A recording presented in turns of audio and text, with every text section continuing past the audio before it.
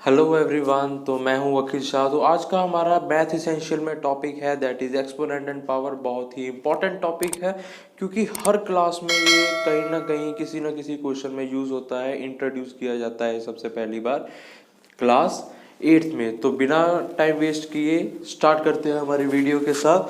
तो exponent and power almost एक जैसा ही मतलब होता है एक्सपोनेंट एंड पावर का, बस छोटा सा डिफरेंस होता है जो हम निगलेक्ट भी कर देते हैं।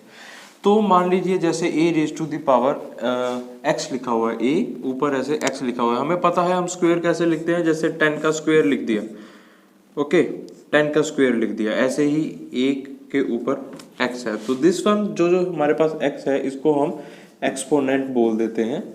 एंड ये जो हमारे पास a है ये हमारे पास बेस होता है, तो इसको हम बोलते कैसे हैं, a raised to the power x। तो a raised to power x, जैसे 10 रेज टू द पावर 2, या इसको 10 का स्क्वायर, 10 का अगर पावर 3 आ रहा है तो 10 का क्यूब बोल देते हैं।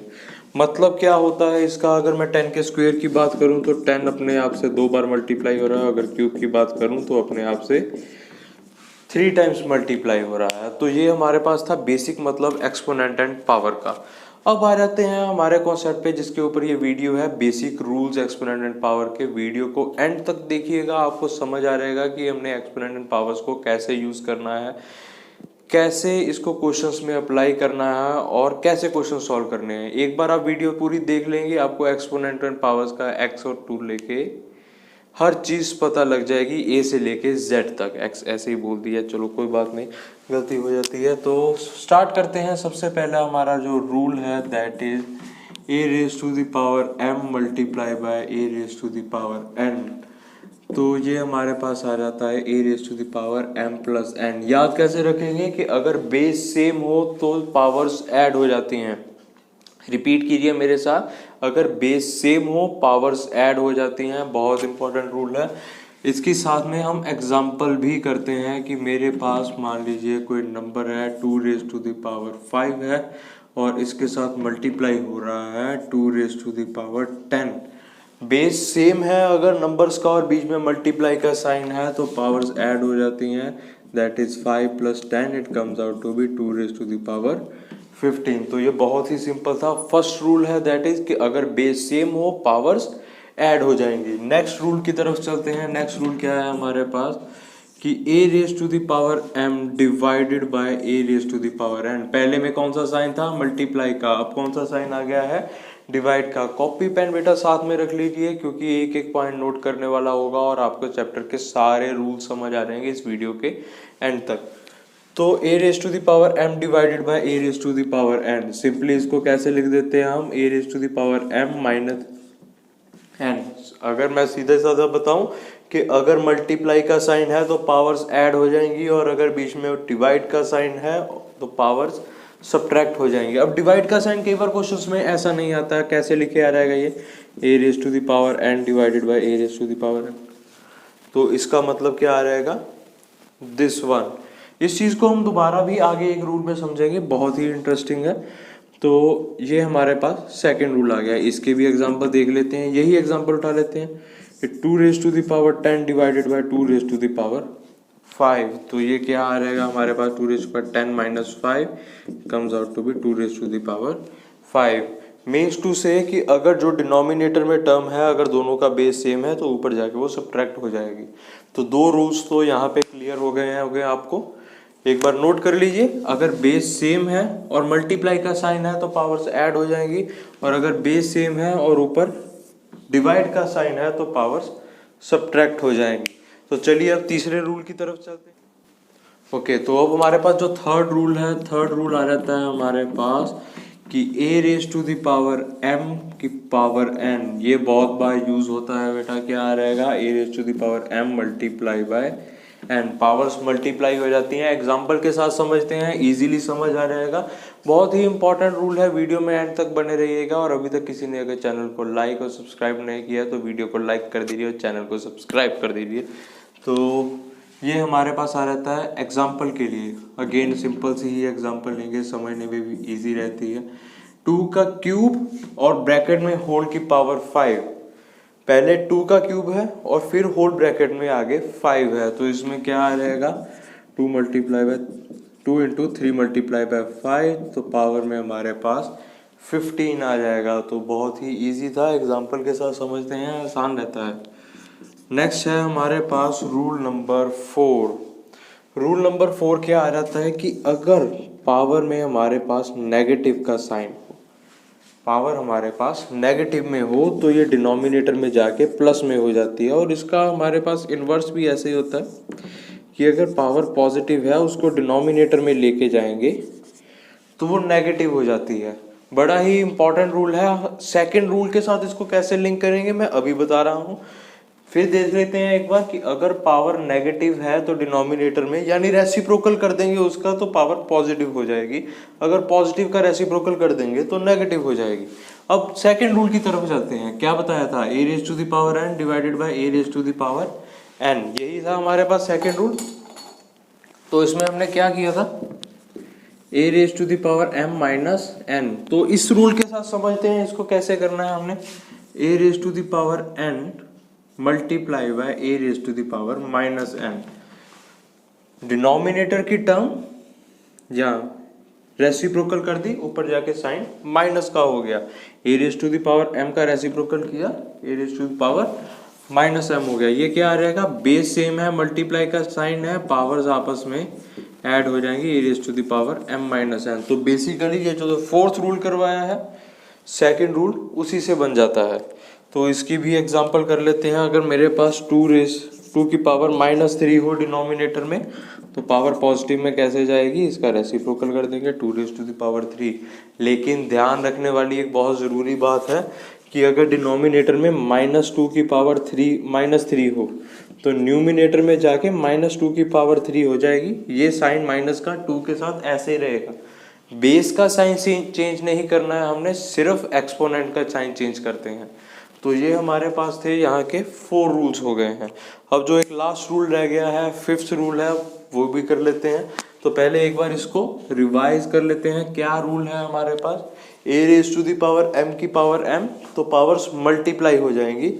और उसके बाद a की पावर माइनस m है तो रेसिप्रोकल होके पॉजिटिव में हो जाएंगे। 2 रूल्स हैं, अभी एक वो भी कर लेते हैं। तो इसको जल्दी से इरेज कर देता हूँ मैं। अब जो नेक्स्ट रूल है, यहाँ पे मल्टीप्लाई और डिवाइड का कॉन्सेप्ट इकट्ठा चलेगा। अब हमारे पास जो अभी तक रूल्स किए थे, वहाँ पे हमने देखा था कि अगर बेस सेम है पावर्स ऐड हो जाती हैं, अगर मल्टीप्लाई का साइन है तो बेस सेम है और डिवाइड का साइन है तो पावर्स सब्ट्रैक्ट हो जाती हैं।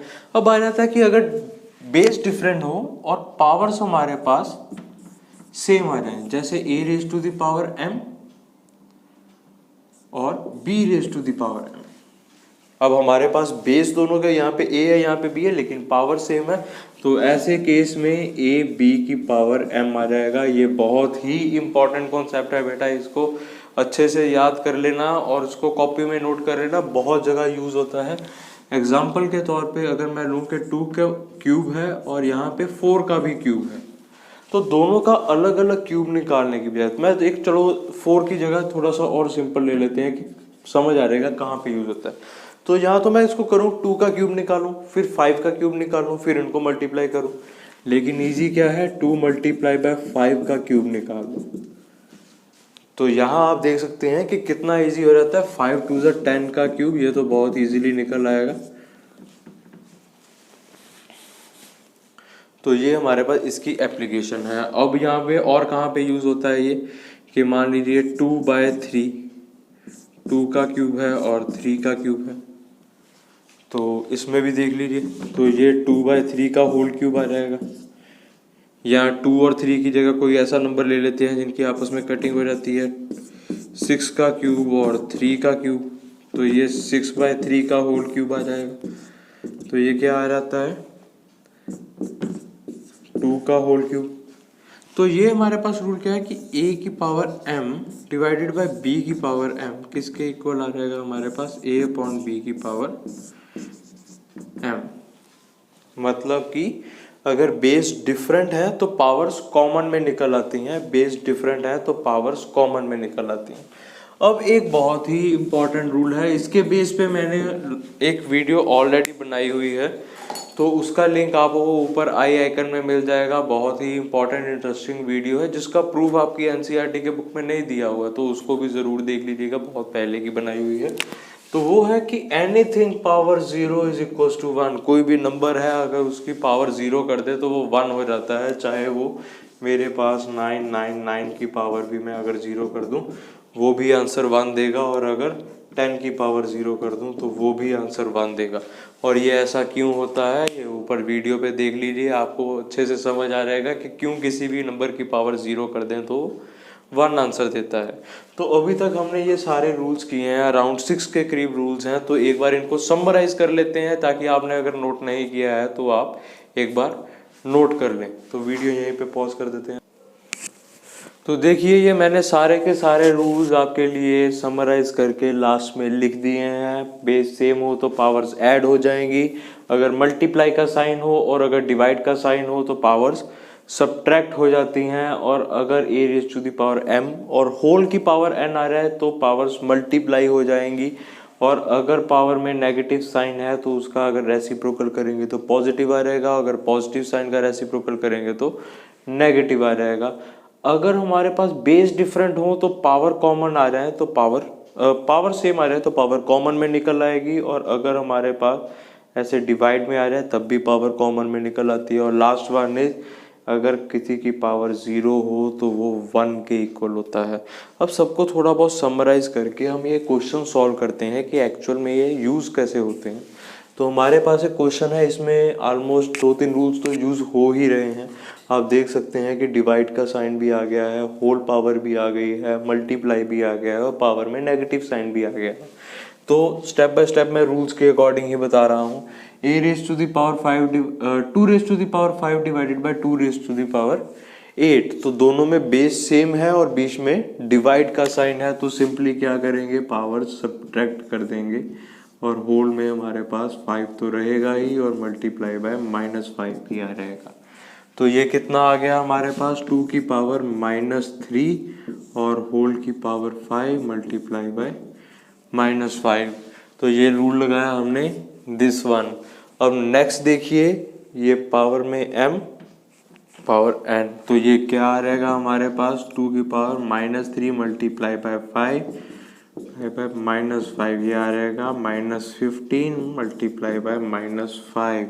अब देखिए अगर बेस सेम है तो पावर्स ऐड हो जाएंगी, क्या बनेगा ये, -15 plus -5 gives 2 raise to power -15 -5 comes out to be 2 raise to the power -20।